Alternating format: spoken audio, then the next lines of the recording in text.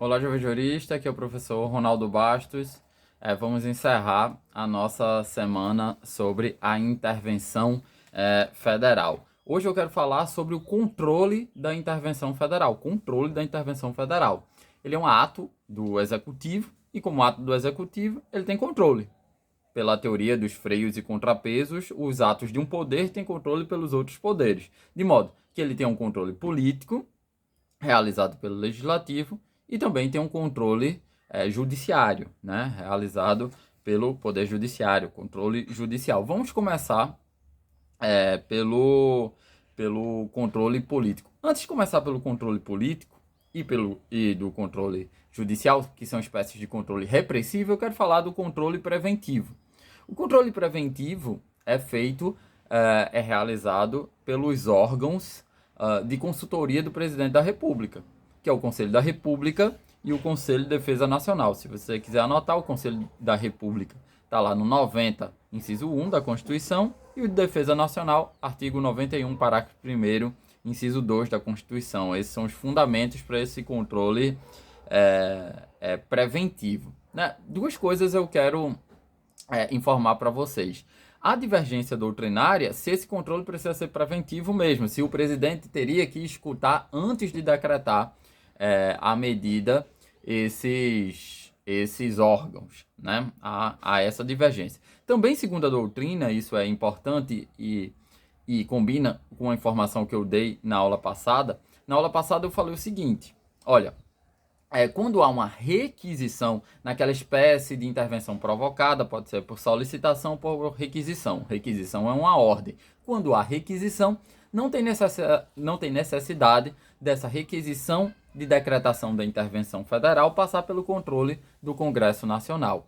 De modo que, diz a doutrina vai dizer que, no caso de requisição, também não tem necessidade de passar por esse controle preventivo do Conselho da República e do Conselho de Defesa Nacional. Beleza? Vamos para os controles repressivos, iniciando pelo controle político. Anotei uma série de questões que você pode tentar organizar com a sua Constituição, caso ela esteja aberta aí.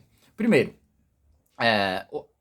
esse decreto interventivo vai ter que ser analisado no prazo de 24 horas pelo Congresso Nacional, contado da comunicação da intervenção. Está lá no 36, parágrafo 1º da sua Constituição. É a espécie básica de controle político. O prazo é 24 horas. E aí a gente começa a fazer umas complicações. E se o Congresso estiver de recesso? O recesso parlamentar. A gente sabe que o Congresso Nacional ele funciona do dia 2 de fevereiro ao dia 17 de julho e do dia 1 de agosto ao dia 22 de dezembro. O que não é isso é recesso parlamentar. Só que se ele tiver de recesso, os parlamentares vão ser convocados extraordinariamente. É uma sessão extraordinária. Você sabe também que sessões extraordinárias não tem mais verba remuneratória.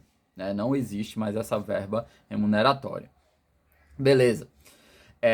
E aí o Congresso, o decreto, ele vai subsistir, se ele for aprovado, por meio de decreto legislativo. É a espécie legislativa para aprovar um decreto de intervenção. E esse decreto legislativo vai ser aprovado por maioria de votos, maioria simples, artigo 47 da sua Constituição. Só que pode haver uma rejeição do decreto, e aí a rejeição é nesse prazo de 24 horas, ou a posteriori pode haver uma suspensão desse decreto, também por maioria simples. Aí nesse caso, o presidente tem a obrigação de suspender a própria intervenção, cessar essa intervenção. Sob pena de quê? Sob pena de crime de responsabilidade. Artigo 85, inciso 2 da sua Constituição. Bom, em regra, no caso da intervenção ser precedida de requisição judicial, não ocorre esse controle político, coisa que eu já disse para vocês. É uma interpretação que a gente faz do artigo 34, inciso 6 e 7, combinado com o artigo 36, parágrafo 3º da Constituição. Só que existe uma exceção. A gente viu lá na aula 1 que a intervenção, um dos fundamentos da intervenção é para possibilitar o livre exercício dos poderes. E a gente viu que o poder executivo e o poder legislativo, que são poderes coactus, eles oficiam ao presidente da República para que se decrete o poder executivo e legislativo dos estados oficiam ao presidente da República para decretar a intervenção. Se for o caso do poder judiciário, há um ofício ao STF que vai requisitar essa intervenção. Então, nesse caso, há controle político.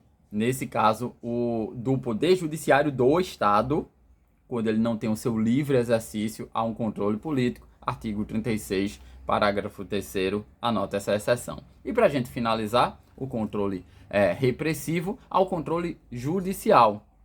E aqui eu quero que você entenda que o decreto de intervenção é um decreto que exige uma avaliação política por parte do chefe do Poder Executivo Federal.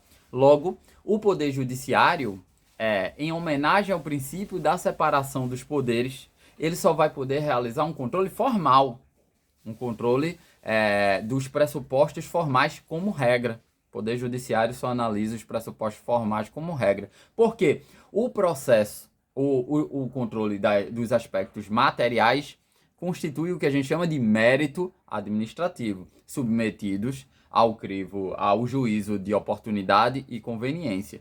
Então, o judiciário não entra nessa questão. Mas existe exceção. Quando é que o judiciário ele vai avaliar esses pressupostos materiais e não somente formais? Primeiro, quando houver uma requisição judicial, porque é uma intervenção vinculada, e também aplicando-se o princípio da proporcionalidade.